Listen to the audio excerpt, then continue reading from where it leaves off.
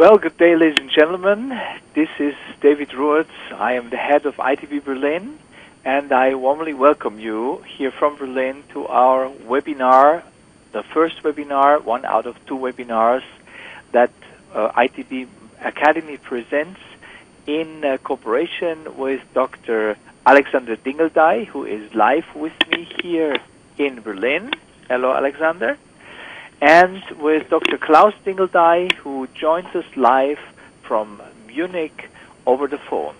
Now, we welcome dozens of participants from 25 countries to this webinar, and I would like to invite you now to take your notes and participate in this webinar about the German-speaking source markets for the outgoing, for inbound tour operators, NTOs, airlines, and hotels in Asia.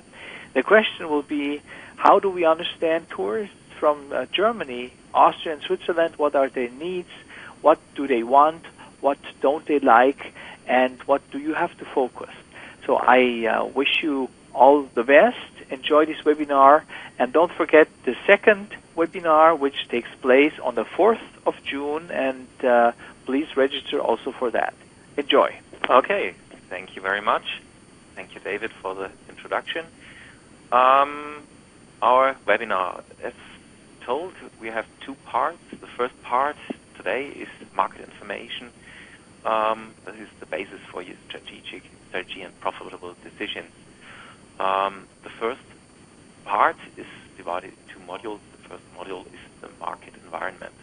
A little bit about presenters, myself and Dr. Klaus Dingeldey. We work in the tourism trade for quite many years and have a little bit of experience, especially on the German outbound market.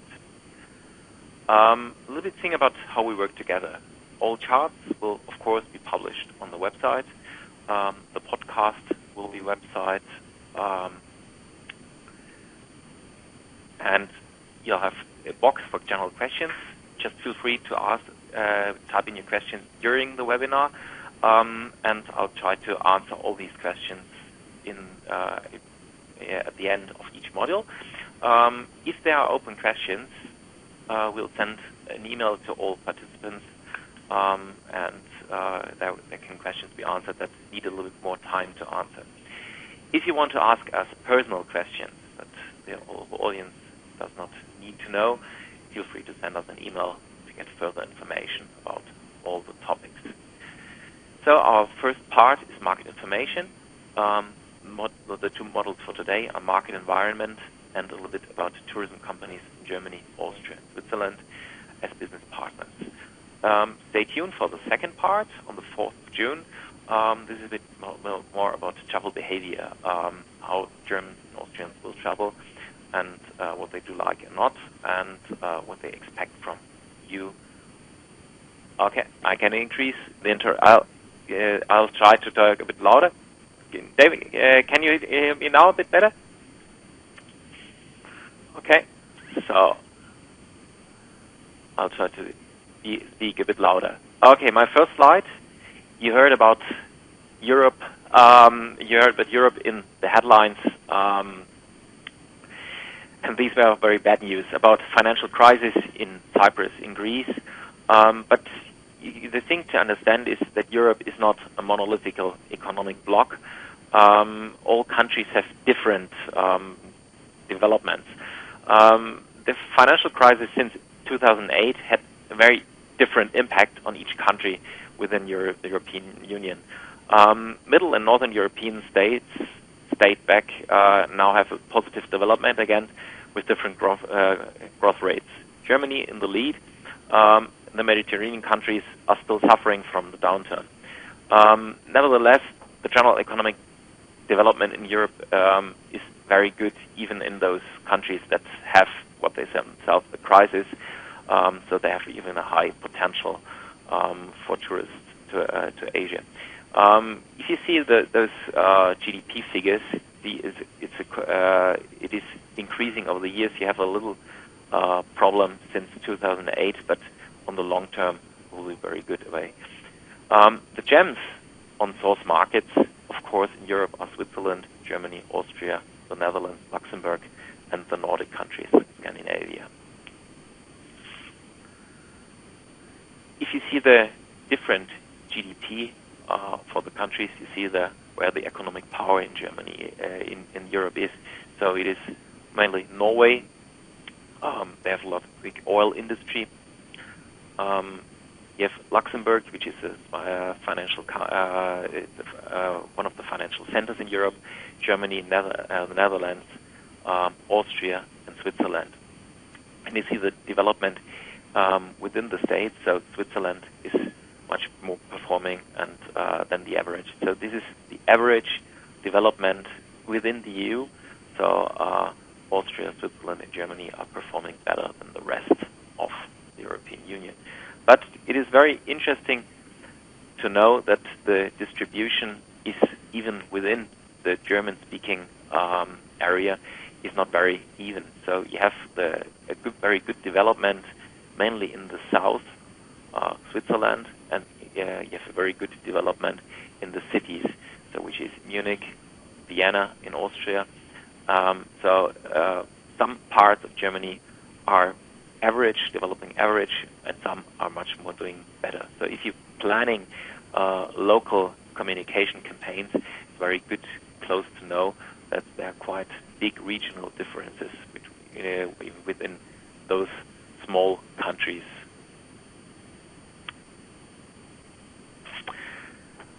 Just a bit, the average German household compared, the values are quite similar in Switzerland and in Austria.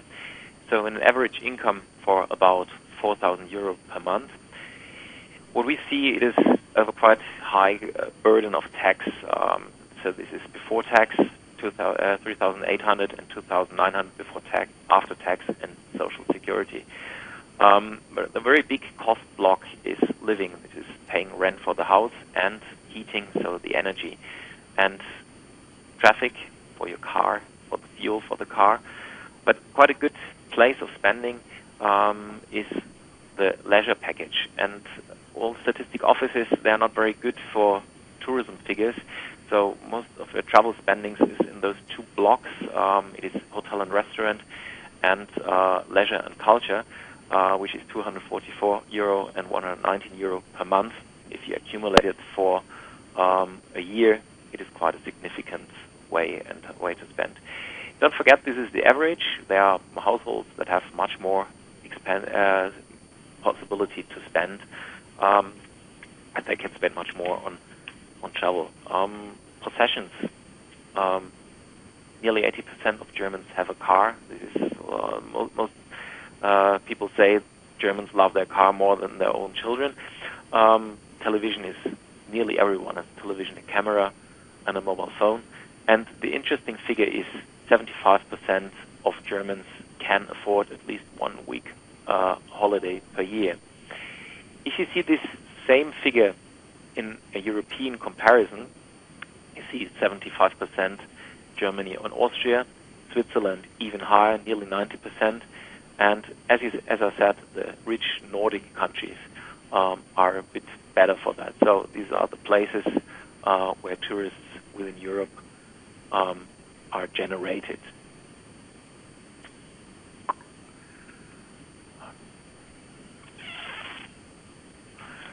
Okay, next slide. Another influence besides the economic situation in Germany is the demography. There are quite interesting models that predict the number of people living in each country, and all statistics offices are doing the number crunching in how Germany, Austria, and Switzerland will look like in about 50 years. Quite a bit of facts. We have 82 million people in Germany, Austria about 8, and Switzerland each about 8 million. So in total, we can speak about 100 million German-speaking guests from all other countries. All of those highly industrialized countries, they suffer from a quite low birth rate, but the life expectancy is increasing, and we have an increased inbound migration. thing is, which is good for traveling, the older population still travels with a quite high intensity. We have 70 to 80-year-old people that love to go, especially they have the money, and they love to they keep their travel behavior much longer than in former times. So it's not uncommon that 70-year-old people make long-distance journey and doing the same things that they did when they were 20 or 30. They have more time to spend. We have decreased time of working, so we have now more time to travel, and people are much more fitter. Another fact is we have an increasing age of mothers at the time of birth of their children. So an average mother is about 30 years old, which is good for the travel industry. The phase where they are living together as a couple, singles, or a couple, double income, no kids, is much higher. So you have 10 years where those singles and couples tend to travel, and especially for long-haul travel. So it's a higher potential for long-distance trips. Because if you have children, then you are usually a bit limited what traveling is concerned. A thing in Germany which is new for the last few years, Germany has a state-funded family leave after the first year of the child. And it's not only for the mothers, they encourage even the fathers to take off at least 2 months and spend together with the children. Some people use those 2 months for the fathers to make a longer holiday. And it is not uncommon that you do that as long-distance travel. So there is a market for people having children under the age of 1, and there's a need for families with small children. Of course, they have different travel needs than singles and couples exploring the country. A bit about outbound travel. You see those in this chart, the numbers of outbound travelers of each country. The main destination for all Europeans is the Mediterranean bathtub in Europe, where they travel within Europe. You see Germany and Switzerland and Austria are very good in the number of outbound travelers. And if you compare it with the number of inhabitants, about 5 to 6 million people living in Norway and Sweden, they have quite a very high number of outbound trips per capita. Interesting and big markets, the UK and France as well. So now take all trips out of Germany that are non-European trips. So these are all overseas trips. The blue part is the travel to Asia. You see this, UK has a very big part of traveling to Asia, and Germany as well. Just to have a note for that, these are all travels. It's leisure travel, and it is visiting friends and relatives. And you know that all countries have different ties to overseas destinations of their colonies, of their history, and of course the UK has ties to the United States and to the Asian countries. The Netherlands has big ties to Asian countries. So all these ties and those visiting friends and relatives are influencing, of course, the outbound numbers.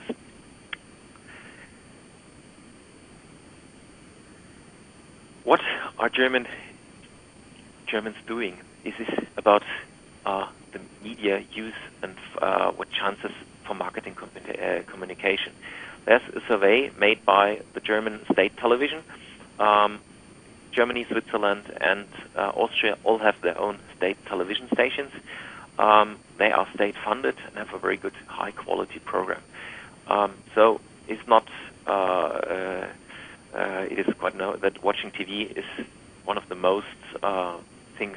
Nearly 90% are watching the television once a week. 70% are reading newspaper and using a computer daily. This together, 75% is using a computer in the way. Sporting fitness is about 50%. And very interesting, listening to radio is a number of 80%. 80% are regularly listening to radio, which is a very good marketing communication channel within those countries.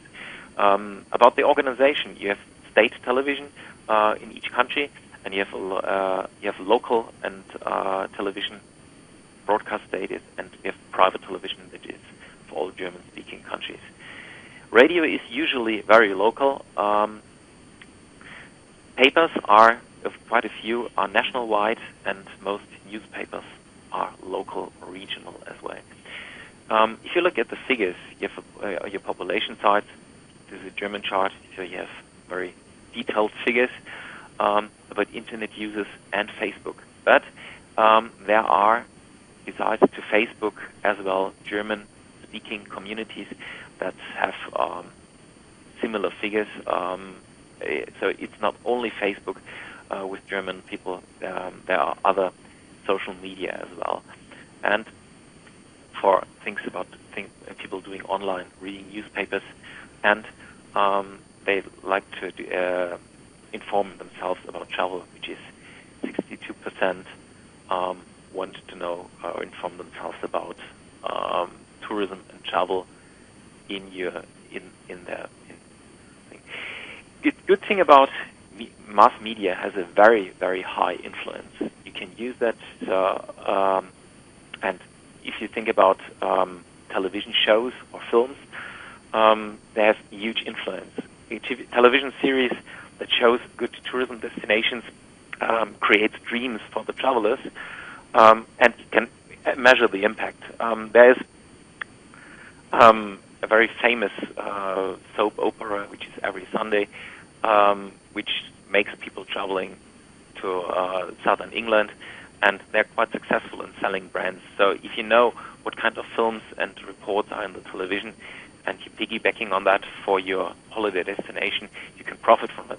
On the other hand, mass media can have very bad influence as well. You have very bad news, and bad news are usually selling very good in our mass media, and their exaggeration of actual things has influence on travel as well. So you have some real fears of travel, but the hysteria driven by the media is much higher than the real problem itself. If you think about the uprise in Egypt, there were violent demonstrations in Cairo, and people stopped traveling to Hurghada, which is 500 kilometers away from the center of the demonstrations, because people were anxious and they were really cowards to go there. Sometimes if you've got bad news in the media, there's nothing you can do against it. If you are in the bad position that the German or European media is telling things that are quite local, you cannot do anything against it. You just have to wait until it is over. No money can pay for a campaign that is fighting against that. And the last topic, European Union has a deep framework of regulations concerning travel and tourism. The main part is the European consumer protection. All European consumers have their passenger rights for air transport, rail, and ship transport, and this is, of course, influencing all outbound trips. So if you sell a flight to Asia, European consumer protection can be applied to those. And all package holiday are quite highly regulated. The first main regulation is all package holiday offerings have to have bankruptcy protection. So if you sell a holiday package in Europe, it is compulsory that you buy a bankruptcy insurance. And the way if things can get wrong, the seller of the holiday package is responsible for all travel products. So a tour operator selling a product to Asia, and the guest has an accident in a hotel in Asia, the German tour operator is responsible for them to pay. So it's quite good for the customer, but it's a thing that you have to take into notice when you are making travel with Europe. We have a very nasty thing that is an airline tax in Germany and Austria, luckily not in Switzerland. If you are departing for a long-haul trip from Germany, you just pay 42 euro and 18 cents to the German government for nothing. Our airlines are suffering for that, but there's no tax if you depart from a non-German airport. So this is the reason why it is much cheaper for people not to travel from Germany. So if they start their journey in Amsterdam, Zurich, Prague, in the cities that are 1 or 2 hours drive from Germany, they can really save money, and so they're influencing those. You all heard about the Schengen group, which is quite a nice thing. If you live inside the Schengen zone, you have a group of countries, you just enter it with one visa, and then you can travel around, not to need to show your passport. But it is each country of the Schengen has different visa regulations. What has to do with that with outbound travel? Some countries, if you make it harder for their own people to travel to Europe, they make it harder for Europeans going to the country as well.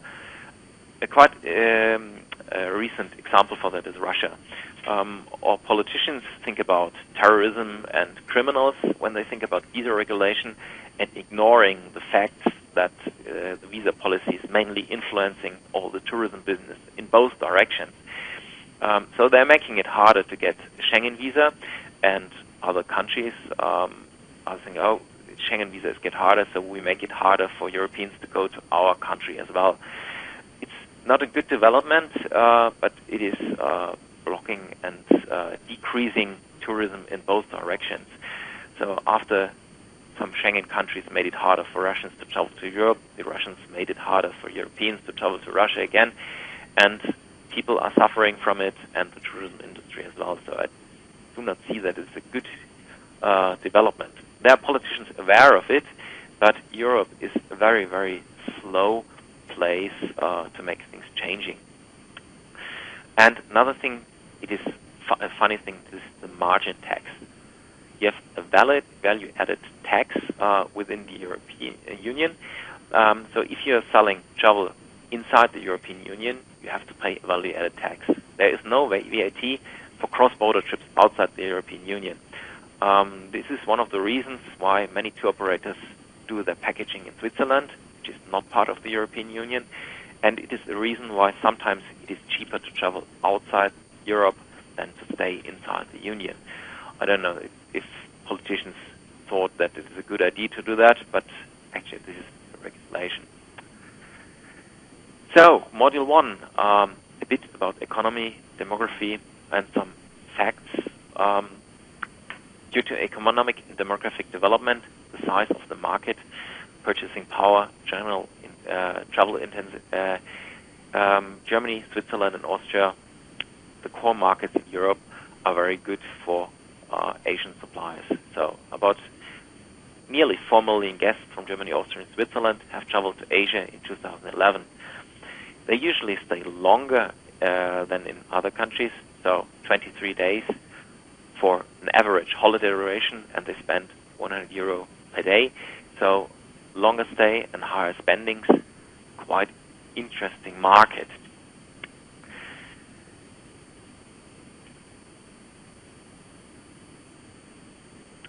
Given that the Asian destinations will develop their attraction to Europe, tourists in general, for special segments, target groups, there is a high potential within Central Europe to gain guests in the future and to increase those numbers. Are there any questions for the first module from the audience?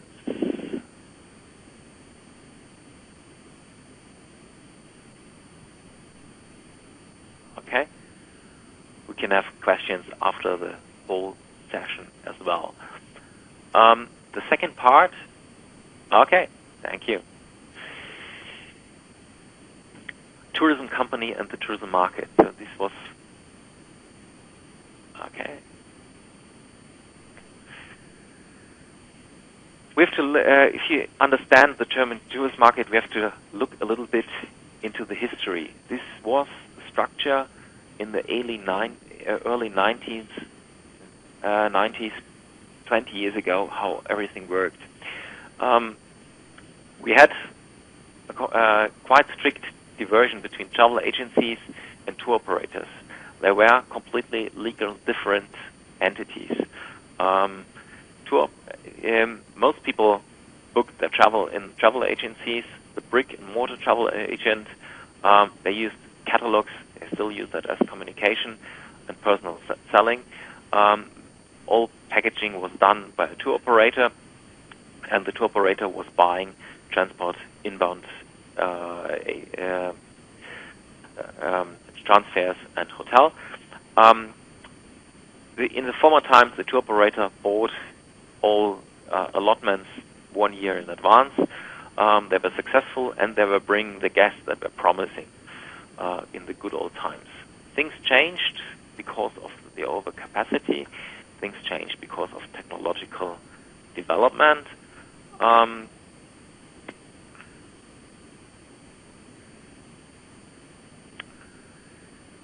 What does it look like today? We have now travel agencies, still online and offline. We have tour operators.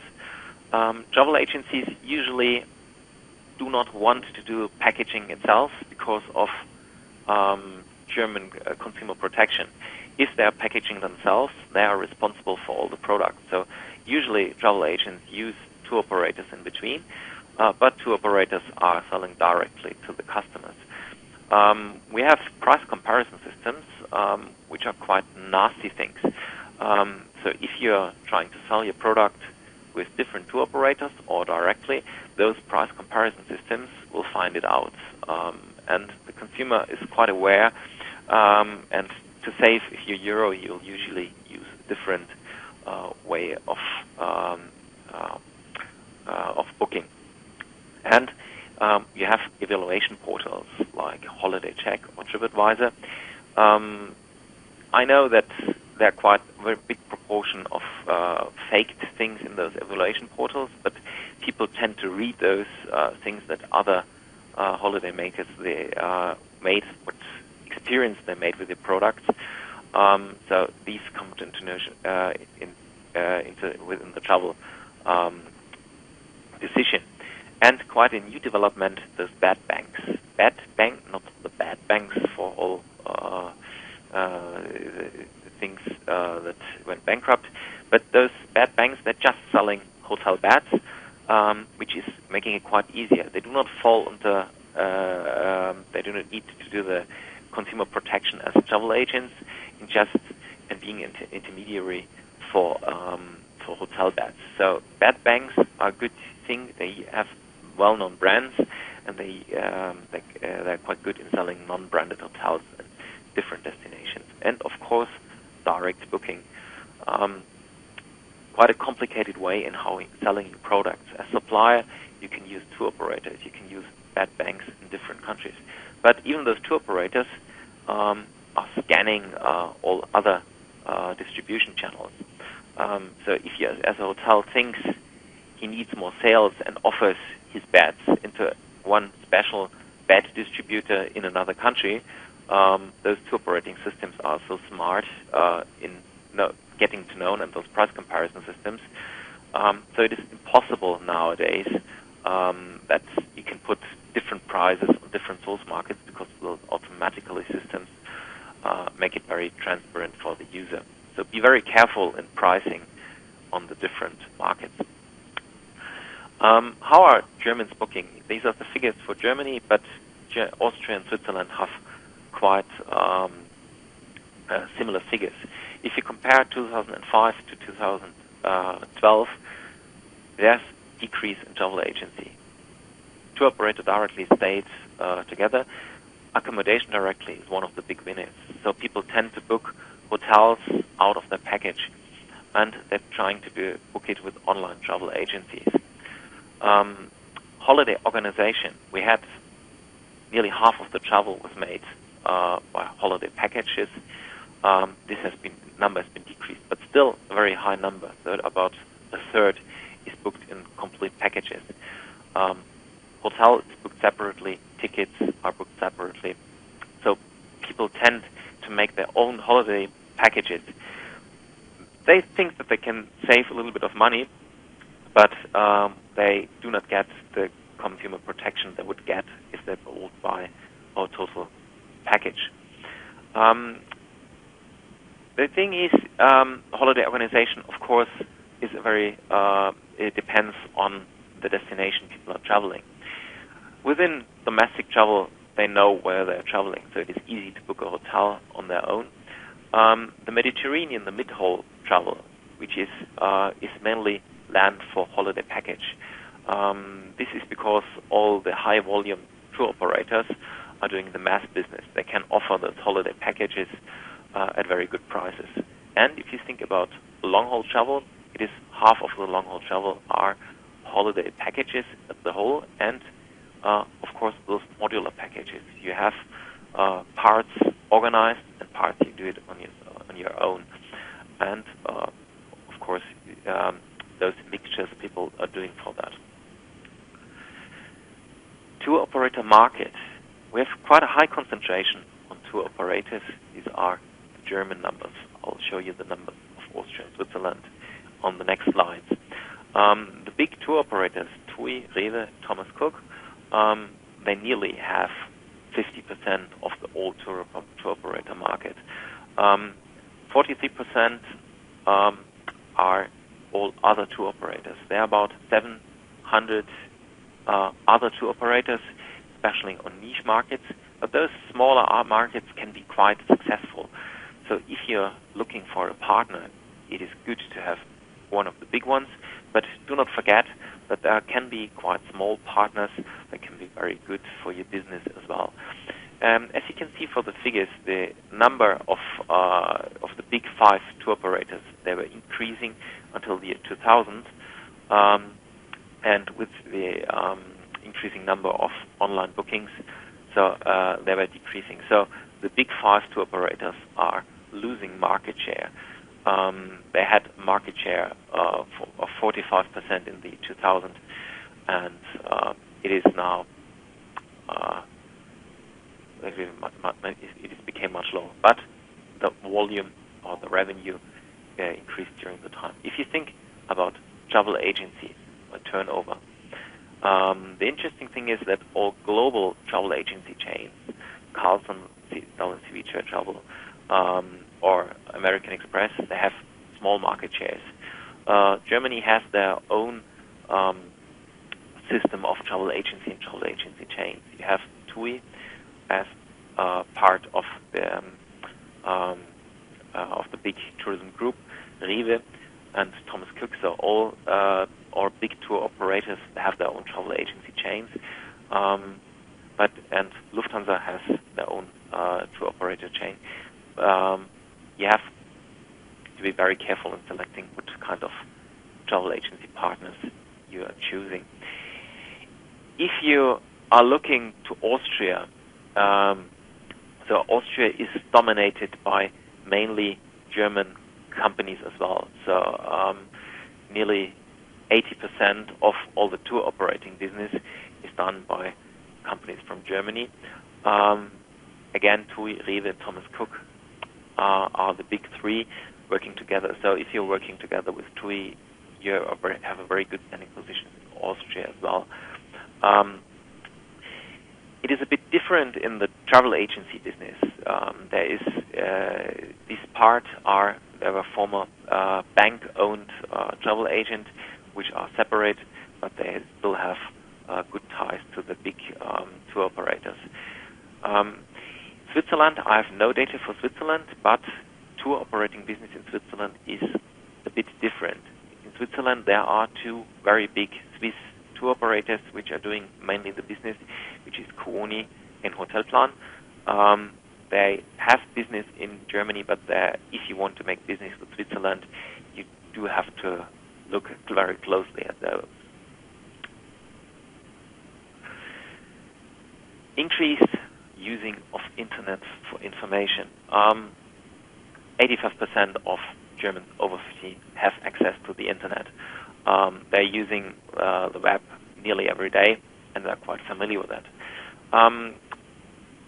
If you think about the way about traveling, more than half of it, they use the internet in information before traveling. So if they're planning their travel, they always go online. But if it comes to booking in the internet, they're getting a bit reluctant. So these are figures for main holidays.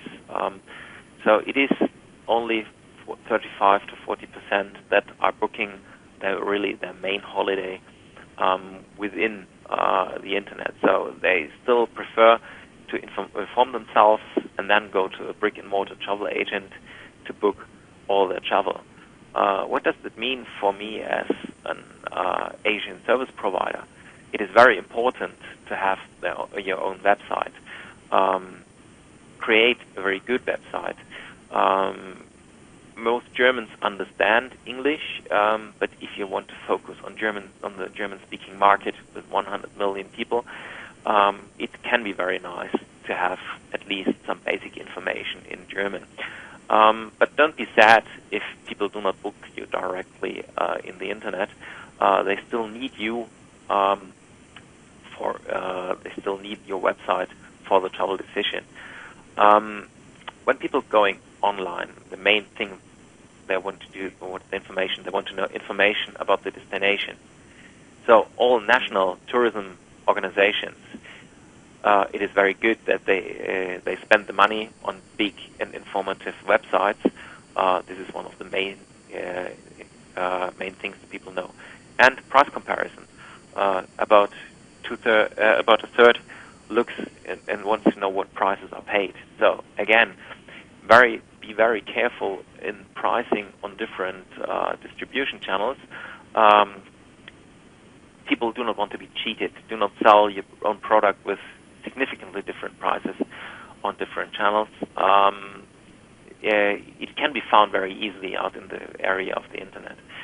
So, hotel website again, very good, very good. So, if you have a hotel, it's a must that you have a good website and information about all other packaging products.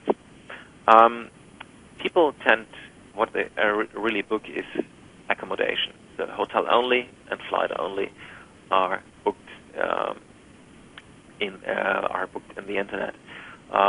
It's only 10% that book the holiday package as complete in the internet online. Most of them go to brick-and-mortar travel agents. And again, these are holiday trips with 5 days and longer. Most people if they do a city break or just a small travel, they usually book it online. Those figures are only for the long holidays, which is interesting to know because this is good for long and medium haul as well. Conclusions for my module 2. So the internet presence is mandatory for any supplier who wants to sell in the European market. The offer should be made in English or even better in German. Follow part 2 about the wishes and needs for German-speaking travelers. With business partners, communication in English is absolutely no problem. To be successful in the Central European market, it is still necessary, besides an informative internet presence, to use your local partners, tour operators, travel agencies, and, of course, global hotel chains. So if you got a very good branded hotel with an international brand, it helps because people can easily book them onto your system. If guests from Germany do not know your product, they very have fears in booking you directly, so then you need a local partner to help you to develop the market. And it is very hard to select which partners you want to work together. The size of the partner is one thing. Those big tour operators are very good because they have a very good branding and a market situation. But the strategy and the philosophy of your partner in Europe should fix and mix to your own one. If you are into special target groups, then it is very good to closely look into small operators and smaller partners that are very successful in their target group. So if you've got a diving resort, the big tour operators can be very nice, but special diving tour operators, which are very small, would be a better option to play with you. And branding, of course, is a good way. And compatibility of processes and systems. How can you work together with your partner? Hard thing is where you find your potential partners. You've got national trade associations. I mentioned the big 3 tour operators, but as I said, there are 700 other tour operators in Germany that you can work together. There are those bed banks and hotel bed sellers that are quite nice if you want to sell hotel-only products, and they put their own brand together with yours. So there can be very good partners depending on your product as a hotelier. There are trade directories in Germany where you can find those partners. And of course, there are trade fairs in Germany with the most famous and the biggest one, the ITB in Berlin, where all German suppliers usually come together, and you can visit them within a few days and make decisions. Stay tuned. We have on the 4th of June the second module, which is more about travel behavior, how you can improve your product for that, and what people are expecting from you. Stay tuned for the next one, and if you need further information, feel free to drop us an email. We had only a very, very short presentation for that topic. I know that there can be very long questions. Feel free to write us a mail and to ask questions. Okay.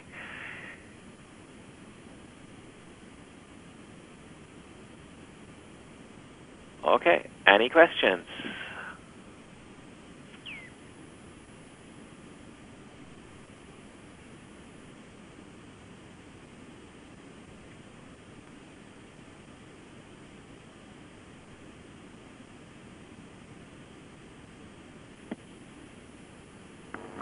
Alexander? Yeah? I think you should say or add that the charts, the flights will be available naturally to the attendees. Yeah, sure. As I mentioned that the slides will be, of course, available for everyone, and the whole presentation as a webcast as well. I see some question marks from Mr. or Mrs. Yadav. You got some technical problems. And do not forget, there is a survey about the presentation. We would be very happy if you fill out the survey, how you like the presentation. Okay. Technical problem. Okay, thank you very much. If there are any questions afterwards, we will answer them anyway. Sure.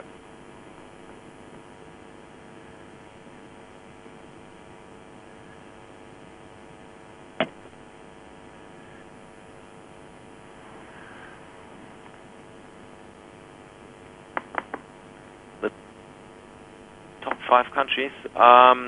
Jeff asked a question about the top 5 countries visited for German speakers. I wanted to present the data in the next session. I do not know them by heart, but you will get the answer in the next presentation, where you can find different figures on each country. Q Hang said which slide? Okay, switch slide. Then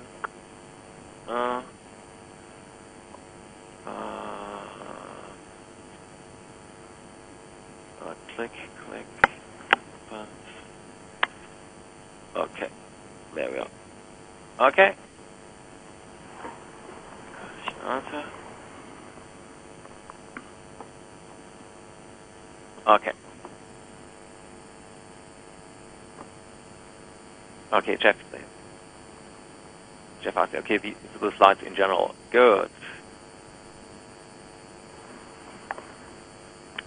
Then thank you for listening, and I hope to see and listen you again in about 3 weeks. Don't stay tuned for the 4th of June. Thank you very much, and goodbye.